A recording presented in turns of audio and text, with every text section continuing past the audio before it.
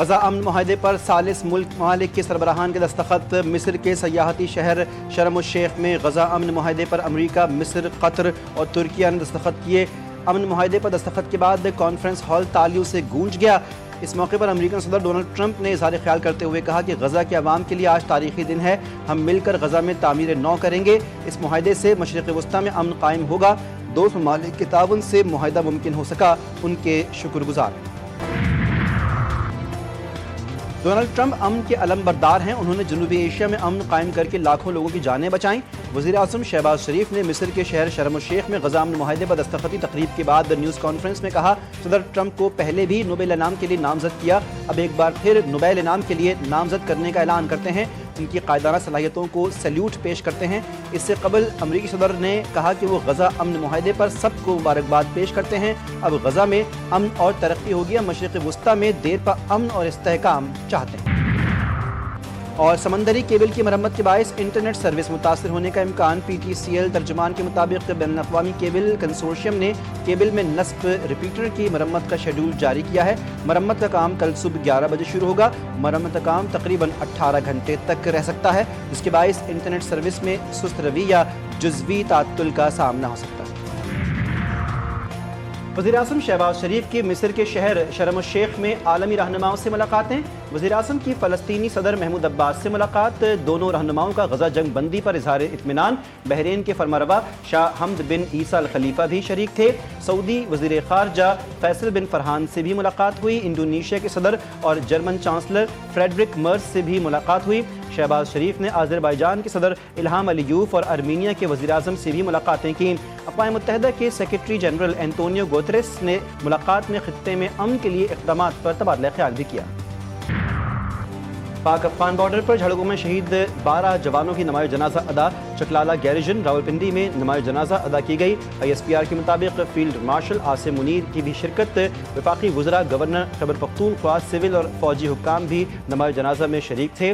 شہداء نے افغان طالبان کی بلا اشتعال اور بزدلانہ جارحیت کے خلاف لڑتے ہوئے جانیں دیں۔ فیلڈ مارشل عاصم منیر اور اعلیٰ عسکری اور سول قیادت نے شہداء کو خراج عقیدت پیش کیا۔ میرے نام کے ساتھ نہ زرداری ہے، نہ بھٹو ہے، نہ شریف ہے۔ اپنے ان بازوؤں پر یہاں تک پہنچاؤں، بازوؤں پر اپنی یہاں تک پہنچاؤں، محنت کر کے پہنچاؤں، پرچی سے وزیر اعلیٰ نہیں بنا۔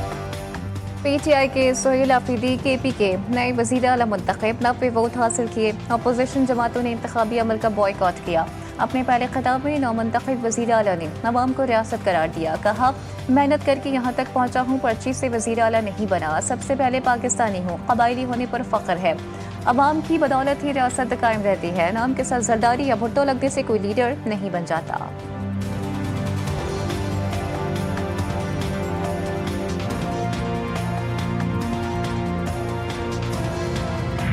جمہوری عمل کے اندر مہربانی کر کے جس طریقے سے جمہوریت اس ملک میں پہلے بار بار اس کے ساتھ ایک مذاق ہو رہا ہے، تو اس عمل کو مذاق نہ بنایا جائے، اس میں تاخیری حربے استعمال نہ کیے جائیں، اور ہماری پارٹی، ہماری مرضی، ہمارا فیصلہ، ہماری مرضی، ہماری اکثریت، ہماری مرضی۔ ملک میں جمہوریت کے ساتھ مذاق ہو رہا ہے، چاہتے ہیں کہ ملک میں قانون کی پاسداری ہو۔ علی امین گنڈاپور کا خیبر پختونخوا اسمبلی میں اظہار خیال۔ سہیل آفریدی کو مبارکباد پیش کی، بولے سہیل آفریدی کو ہر قسم کی حمایت حاصل ہوگی۔ بطور وزیر اعلیٰ جو کچھ کیا ریکارڈ پر ہے، جس دن بانی پی ٹی آئی نے حکم دیا استعفیٰ دے دیا تھا، امن اور انصاف کے لیے جدوجہد جاری رکھیں گے۔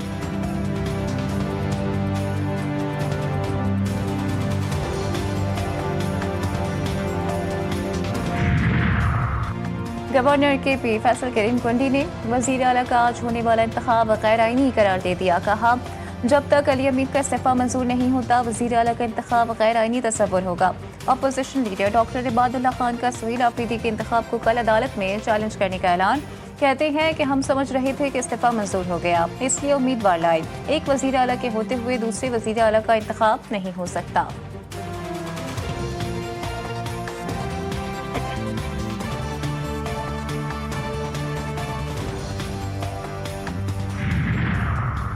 9 मुंतखब वज़ीर आला की हलफ बर्दारी का मामला लटक गया। पेशावर हाई कोर्ट में 9 मुंतखब वज़ीर आला की फौरी हलफ बर्दारी के लिए दरख्वास्त। अदालत ने कल तक गवर्नर खैबर पख्तूनख्वा की राय मांग ली।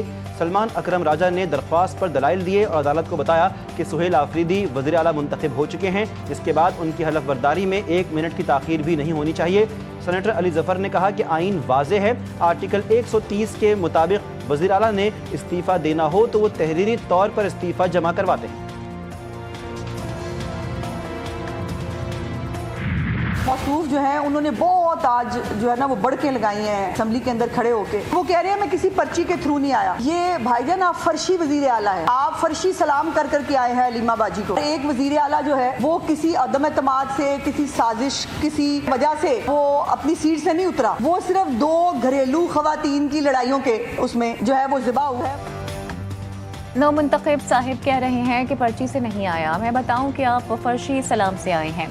वज़ीर इत्तलात पंजाब अस्मा बुखारी का सुहेल आफरीदी के इंतखाब पर रद्द-ए-अमल। कहती हैं सुहेल आफरीदी को 2 खवातीन की लड़ाई का फ़ायदा मिला। एक वज़ीर आला बेगम के कहने पर लगाया गया, दूसरा बहन के कहने पर हटाया गया।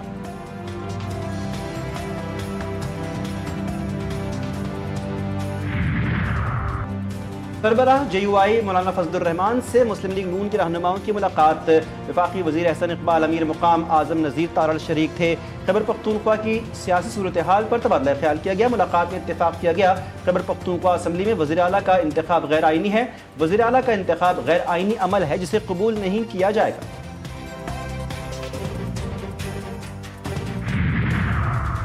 मजहब के नाम पर मुसल्ला जत्थे बनाना तौहीन मजहब है। गजा में जुल्म और खून की होली खेली गई। जब वहाँ जंगबंदी हो गई तो एहतजाज शुरू हो गया।